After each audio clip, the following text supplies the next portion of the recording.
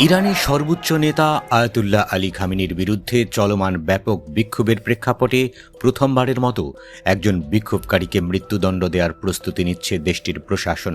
এমনই অভিযোগ তুলেছে আন্তর্জাতিক মানবাধিকার সংগঠনগুলো। মৃত্যুদণ্ডের মুখে থাকা ওই যুবকের নাম ইরফান সুলতানি। তার বয়স ২৬ বছর। মানবাধিকার সংগঠনগুলোর দাবি, যথাযথ বিচার প্রক্রিয়া ছাড়াই তাকে ফাঁসি দেওয়ার সিদ্ধান্ত নেওয়া হয়েছে।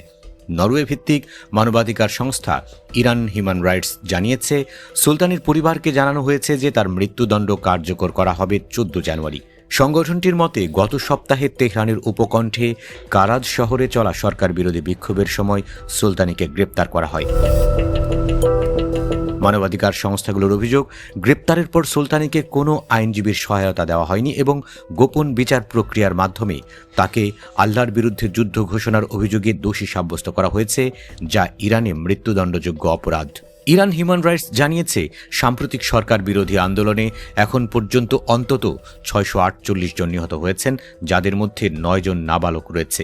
তবে সংস্থাটি সতর্ক করে বলেছে, প্রকৃত নিহতের সংখ্যা আরও অনেক বেশি হতে পারে। কিছু বেসরকারি হিসাব অনুযায়ী এই সংখ্যা ৬,০০০ ছাড়িয়ে যেতে পারে। ইন্টারনেট ও যোগাযোগ ব্যবস্থা ব্যাপকভাবে বন্ধ থাকায় এই তথ্যগুলো স্বাধীনভাবে যাচাই করা অত্যন্ত কঠিন হয়ে পড়েছে।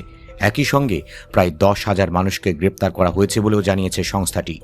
সংস্থাটির পরিচালক মাহমুদ আমিরি মোগাদ্দাম বলেন, সাম্প্রতিক দিনগুলোতে বেসামরিক বিক্ষোভকারীদের যেভাবে হত্যা করা হচ্ছে তা ১৯৮০-র দশকের ভয়াবহ দমনপীড়নের কথা মনে করিয়ে দেয়, যা আন্তর্জাতিকভাবে মানবতা বিরোধী অপরাধ হিসেবে স্বীকৃত।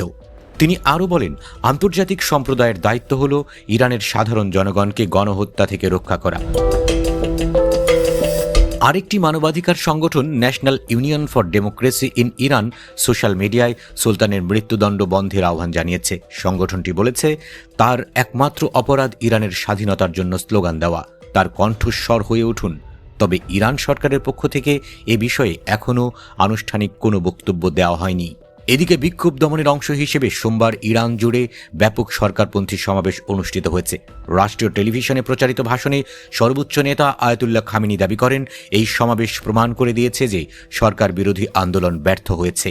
৮৬ বছর বয়সী খামেনি বলেন, এই সমাবেশ যুক্তরাষ্ট্রসহ বিদেশি শত্রুদের জন্য একটি সতর্ক বার্তা। তেহরানের বক্তব্য রাখতে গিয়ে ইরানি সংসদের স্পিকার মোহাম্মদ বাগের গালিভাভ বলেন, ইরান বর্তমানে ৪টি যুদ্ধের মুখোমুখি: অর্থনৈতিক, মনস্তাত্ত্বিক, সামরিক এবং তথাকথিত সন্ত্রাস বিরোধী যুদ্ধ। তিনি বিক্ষোভকারীদের সন্ত্রাসী হিসেবে আখ্যা দেন। অন্যদিকে যুক্তরাষ্ট্রের প্রেসিডেন্ট ডোনাল্ড ট্রাম্প দাবি করেছেন, ইরান আলোচনায় বসতে চায়। তবে একই সঙ্গে তিনি বিক্ষোভকারীদের উপর দমন পীড়নের জন্য ইরানের বিরুদ্ধে সামরিক ও সাইবার হামলা সহ বিভিন্ন বিকল্প পদক্ষেপ বিবেচনার কথাও বলেছেন।